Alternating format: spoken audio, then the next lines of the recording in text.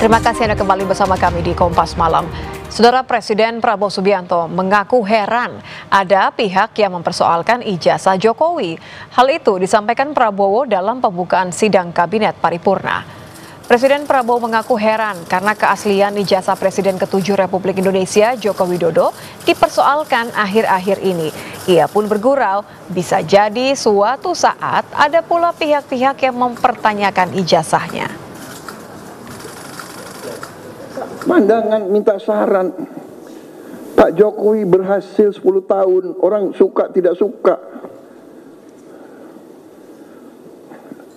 Masalah ijazah dipersoalkan. Nanti saya ditanya-tanya.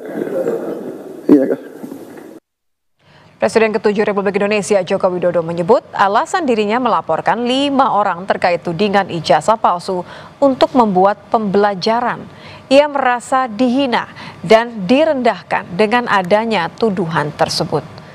Menanggapi adanya tudingan kriminalisasi dalam hal pelaporan Jokowi ke Polda Metro Jaya beberapa waktu lalu, Jokowi menyatakan pelaporan tersebut bisa menjadi pembelajaran bagi siapapun. Ia merasa dihina dan direndahkan dengan tudingan tersebut. Memutuskan untuk melawan siapapun yang berusaha memfitnahnya. Selama ini ia diam karena masih menjabat, namun setelah purna dirinya memiliki hak yang sama sebagai warga negara. Objek penelitian kan sudah menghina saya sehina-hinanya, sudah menuduh ijazah itu ijazah palsu, sudah merendahkan saya serendah-rendahnya. Ya nanti dibuktikan lewat proses hukum. Nanti akan kita lihat di proses di pengadilan seperti apa. Nanti akan menjadi pembelajaran kita semuanya.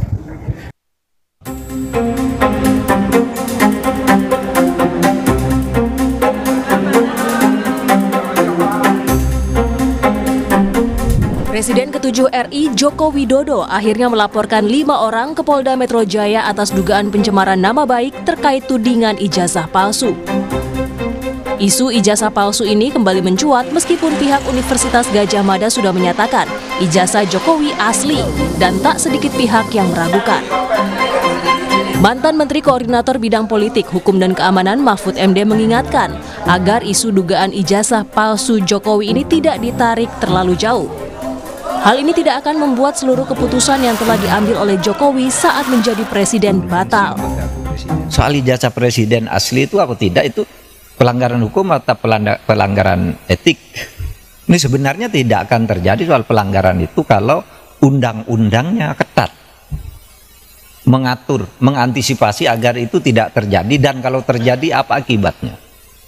Misalnya kasus ijazah Pak Jokowi yang sekarang ini, saya ikut bicara sebentar kemarin. Saya tidak peduli apakah ijazah Pak Jokowi itu asli atau tidak. Saya tidak peduli karena itu tidak akan ada akibatnya terhadap proses ketatanegaraan kita. Pada tayangan 2 arah Kompas TV, terlapor kasus ijazah Jokowi Roy Suryo menyangkal adanya unsur politik dalam pelaporan itu.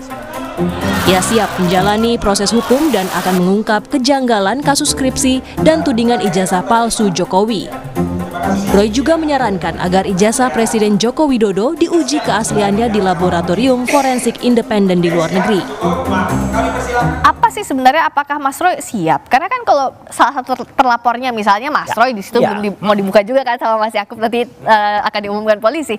Tapi kalaupun iya, artinya kan konsekuensi hukumnya ada, sanksi, ada penjara juga loh kalau terbukti. Gak apa-apa. Galileo Galilei itu akhirnya sampai dihukum, kemudian Kopernikus itu dihukum karena mempertahankan bahwa bumi itu bulat, yang waktu itu dipercaya bumi itu lurus. Jadi clear aja kalau saya katakan memang software bisa salah, peneliti bisa salah, tapi kami tidak boleh bohong. Tapi ini bukan motif politis. Oh, sama sekali enggak. Aku udah enggak di politik lagi, Pak. 15 tahun udah cukup. 5 tahun saya udah enggak di politik. Ini bukan residu politik juga kan? Oh, enggak ada apa-apanya. Jokowi melaporkan dugaan pencemaran nama baik dan fitnah ijazah palsu ke Polda Metro Jaya pada Rabu 30 April lalu. Jokowi melaporkan 5 orang terkait kasus ini, satu diantaranya pakar telematika Roy Suryo. Tim Liputan, Kompas TV. Jokowi telah melaporkan 5 orang yang diduga melakukan pencemaran nama baik dan memfitnah ijazah palsu terhadap dirinya.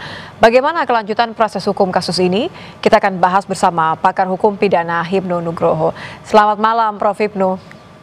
Selamat malam, Mbak.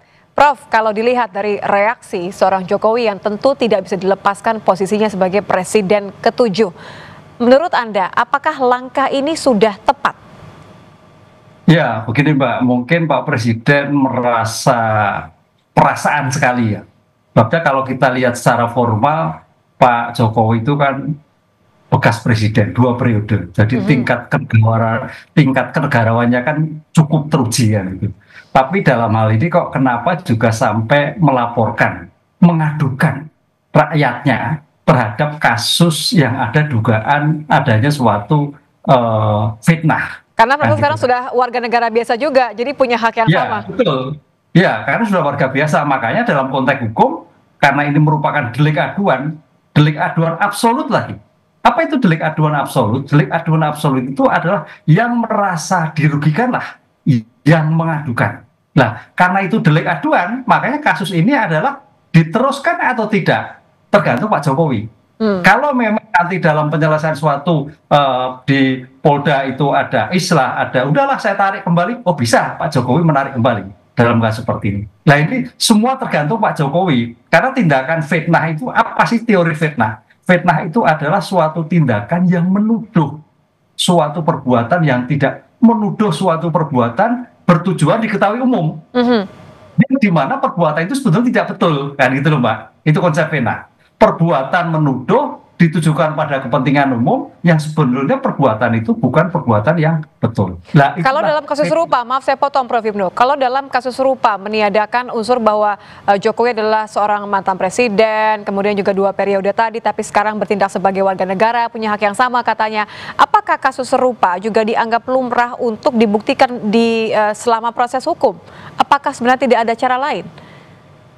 Makanya di sini delik aduan sebagai mantan presiden harusnya legowo lah. Jadi artinya dalam kasus ini harusnya Pak Presiden menyatakan ini loh asli, kan gitu loh, dibuktikan kepada publik. Selesai sebetulnya itu. Sehingga yang merasa adanya suatu merasa tidak betul itu dibuktikan, kan itu Mbak. Sudah selesai. Makanya delik ini betul Pak Jokowi, delik ringan, diteruskan dan tidak tergantung Pak Jokowi karena dugaannya kepalsuan. Sekarang kalau itu kepalsuan, ini memang suatu penyelesaian yang tidak biasa, Mbak.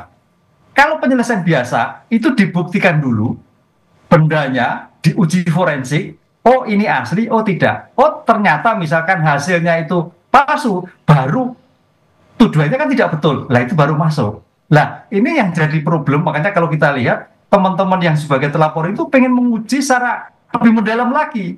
Ini yang panjangannya di sana. Jadi penyelesaian ini penyelesaian yang tidak biasa. Harusnya diselesaikan dulu tentang kepalsuannya itu. Oh betul asli, dari UGM jelas, dari Pak Jokowi jelas. Udah clear, berarti apa yang dilakukan oleh teman-teman yang dilaporkan itu salah. Nah itu baru masuk kualifikasinya. Tapi ini tidak. Sebagai objeknya masih terjadi suatu perbedaan pendapat. Nah itu juga nggak salah. Makanya sampai sekarang berlarut-larut gitu Mbak. Oke, artinya kalau Prof. Mahfud sendiri juga mengatakan ini kan sebenarnya tidak akan mempengaruhi keputusan apapun yang diambil Jokowi selama ia menjadi presiden. Anda melihatnya berarti ini titik krusialnya akan ada di mana? Atau apa yang sebenarnya diinginkan oleh seorang pelapor seperti Pak Jokowi?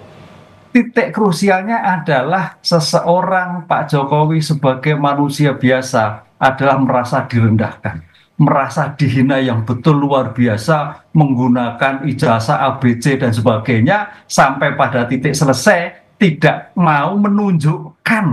Nah ini kan tidak mau menunjukkan. Yang sebenarnya bisa menyelesaikan masalahnya. Iya, sebenarnya bisa lebih cepat ini kalau sudah ditunjukkan jelas. Saya kira sudah selesai. Artinya teman-teman yang dapat, oh ya betul ya, dari syarat formal itu sudah dijelaskan, dari bukti syarat material yang dipunya Pak Jokowi disampaikan, ini loh saya asli. Yang diperoleh clear Mbak. Nah ini kan akhirnya kan berkepanjangan, teman-teman pengennya oh diuji dulu. Nah, karena memang sampai sekarang pihak-pihak yang tanda petik malah apa itu menguji itu belum tahu keasliannya. Disinilah yang sebetulnya paling mudah itu seperti itu. Terlalu berlebihankah, Prof, ketika ada beberapa orang yang berpendapat, Presiden ke-7 melaporkan 5 orang ini adalah bentuk pembungkaman terhadap demokrasi, upaya untuk mengkriminalisasi orang-orang yang juga sama-sama warga negara biasa saat ini? Ya, kalau demokrasi saya kira terlalu jauh ya. Kalau ini karena fitnah itu kan perbuatan yang tidak menyenangkan, tuduhan yang tidak betul. Nah, ini saya kira memang betul juga bagian tuduhan-tuduhan yang tidak betul itu di sini. Tapi secepatnya sebetulnya ketika tuduhan tidak betul segera disangka dengan betul fisik yang terjadi, itu sudah selesai kan gitu loh. Nah ini kan akhirnya kan sampai nanti ditunjukkan di persidangan seperti apa kan gitu kan. Nanti paling teman-teman juga ingin diuji. Lah usul saya Mbak, mungkin usul saya mungkin menjadi perdebatan, bisakah memang kalau itu memang untuk menyelesaikan ini bahwa apa yang dimiliki ijazah itu ada penetapan dari pengadilan Jogja mungkin ya, bahwa ini asli kan gitu loh. Lah itu jadi selesai, artinya pengadilan sudah menyatakan ini asli. Berarti proses di luar prosesnya sedang berlangsung ya, Prof ya? Ya, berlangsung karena selama ini kan aslinya mana yang belum ketemu.